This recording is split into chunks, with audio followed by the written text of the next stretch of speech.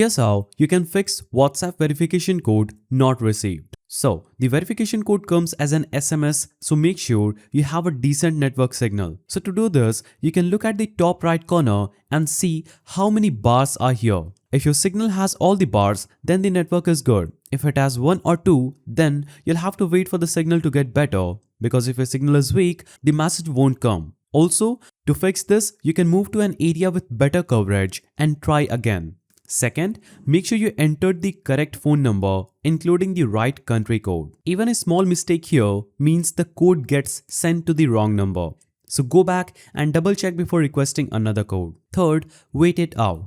Sometimes the SMS just takes a few minutes to arrive, especially if the network is busy. Give it a couple of minutes before requesting a new code. Now, if the SMS still isn't coming, tap on the Call Me instead on the WhatsApp verification screen. WhatsApp will make an automated phone call and read out the code to you directly. This works even when SMS delivery is failing. Now, if you're using a dual SIM phone, make sure WhatsApp is sending the code to the correct SIM.